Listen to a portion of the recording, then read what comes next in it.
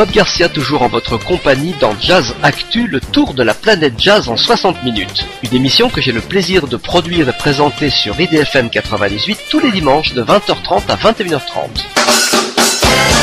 David Enko maintenant, c'est le frère aîné de Thomas, il est né 2 ans avant lui en septembre 86. Il a commencé par l'étude des percussions à l'âge de 5 ans, puis il a décidé de se consacrer à la trompette. Passionné par le jazz, il s'est produit très tôt dans de nombreuses salles de concert de la région parisienne avec un groupe d'enfants âgés de 6 à 10 ans qui s'appelait le Little Jazz Band, où jouait d'ailleurs son petit frère Thomas Enko. David va alors poursuivre une double formation, étudiant la trompette classique d'un côté avec Pascal Claraut, trompettiste soliste de l'Opéra de Paris, et le jazz au CMDL, Centre International des Musiques Improvisées Didier Lockwood, avec des pointures comme on dit, comme Claude Egea, Jean Gobinet, André Villéger, Benoît Souris ou encore Didier Lockwood lui-même. Il m'a accordé une petite interview sur leur projet Jazz et Cinéma juste avant leur concert au Théâtre des Hauts-de-Seine et j'ai pas pu parler à son frère Thomas Enko à ce moment-là, vous allez comprendre pourquoi. David Enko, bonjour. Bonjour. Est-ce que vous pouvez me parler un petit peu de ce projet Jazz et Cinéma ? Alors en fait c'est une commande du festival de Puteaux qui s'appelle les Journées de Jazz. On en a parlé un petit peu avec eux, quand je dis on, c'est Thomas Enko, mon frère, et moi-même. On en a parlé avec la ville de Puteaux il y a 1 an. Et le thème du festival de cette année tournait autour du jazz et du cinéma. Et du coup, on a décidé de monter un groupe pour l'occasion, un orchestre, et de confier à chacun des musiciens de l'orchestre l'arrangement de 1 ou 2 morceaux de leur musique de film préférée. Et la formation qu'on a choisie, c'est un septet. Et donc chacun des musiciens avait carte blanche en fait, d'arranger pour cette formation-là la musique de son choix. À la batterie, il y a Nicolas Charlier. À la contrebasse, il y a Florent Nice. À la guitare, il y a Federico Casagrande. Il y a mon frère Thomas Enko au piano. Au trombone, Sébastien Balaz. Au saxophone, c'est Adrien Sanchez. Et donc moi, David Enko à la trompette. Donc après, chacun est arrivé avec son arrangement, sur son thème. Alors en fait, on s'est un petit peu envoyé quelques emails pour choisir qui arrange quoi, pour pas choisir le même morceau. Moi j'aime beaucoup le cinéma italien, donc j'ai choisi la musique de la Strada et Le Parrain. Thomas est en train de finir en ce moment même un arrangement sur Cinéma Paradiso dans les loges. Là, c'est pour ça qu'on peut difficilement lui parler, mais il est en train de terminer ça. On verra si on le joue ou pas, ça dépendra de si on trouve une imprimante, je pense. Il a aussi arrangé la musique de James Bond, de John Barry. Bastien Balaz a arrangé une musique de Mancini de La Panthère Rose. À chaque fois, le but était évidemment de ne pas les jouer comme ils ont été joués à l'origine, et d'en faire une version un peu plus personnelle. Et alors Bastien, c'est le seul qui a eu le droit à une exception.